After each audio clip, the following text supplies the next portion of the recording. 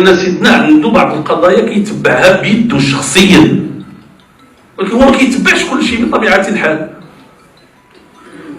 كيتبع وكيفوض وكيراقب كل شيء. السلام عليكم متابعين قناة صحراء نيوز، مرحبا بكم في قناتكم. خبر جديد في هذا الفيديو هذا اللي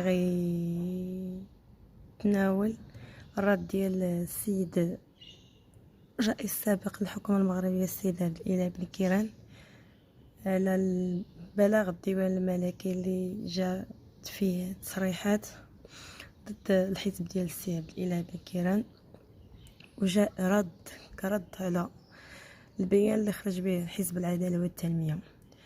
كنتمنى من الفيديو ينال الاعجاب ديالكم، وما تبخلوش علينا باللايكات والاشتراكات اللي تشجعنا على مزيد من الفيديوهات.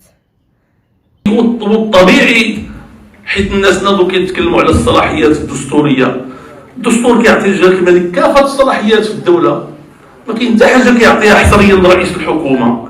رئيس الحكومه هو عضو في الحكومه اللي كيترأس المجلس الوزاري فيها جلاله الملك. دابا هاد الناس واش بغاو يخرقونا ولا شنو؟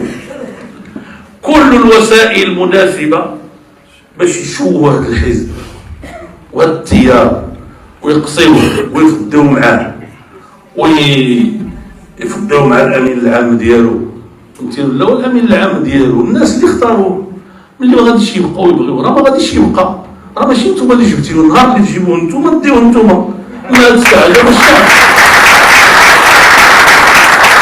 وخصوصا في علاقته مع جلاله الملك في هذه القضيه الاخيره، راه غير تضيعوا وقتهم هذوك، راه غير تضيعوا وقتهم، ان احنا فاهمين وعارفين شنو كيعني جلاله الملك.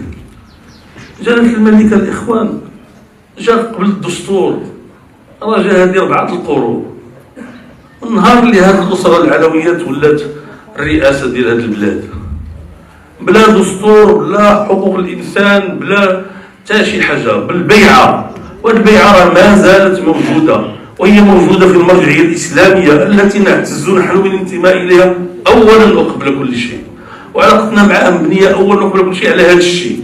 وهذه العلاقه هذه هي واحد العلاقه اللي محكومه بالمنطق ديال المرجعيه الاسلاميه، اللي مبني على النصح، مبني على النصح، مبني على السمع والطاعه، لان الله هو اللي قال لنا واطيعوا الله واطيعوا الرسول واولي الامر منكم، هو اللي قالها لنا، ولكن كذلك الطاعه في المعروف.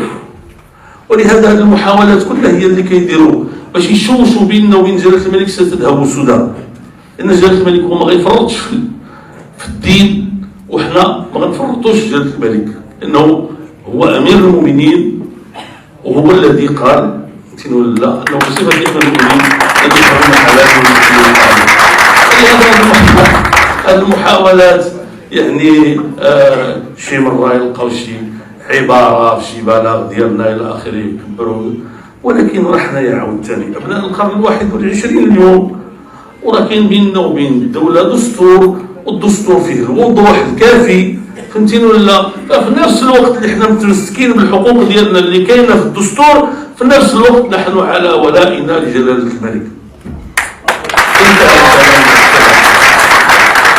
ما يمكن ليناش نديروا الدوله ديالنا، حنا مع الدوله ديالنا، حنا مع الدوله ديالنا، لا يمكن ندير دولتنا، ولكن لا شفنا شي وزير مال ذات اليمين او مال ذات الشمال او بالغ في موقف معين ولم يراعي ان ذاك الوقت الناس جالسين كيموتوا كنقولوا راه هذا سيسيء الى بلادنا وسيسيء الى دولتنا وسيسيء الى ملكنا، كنقولوا شي كلمه على قد الحال، وهذيك الكلمه تكاد تمر لا يراها احد، ولكن اذا شاء الله ان يظهرها فانه يظهرها. ولهذا اليوم الاخوان ديالنا المغرب بحاجه اليكم.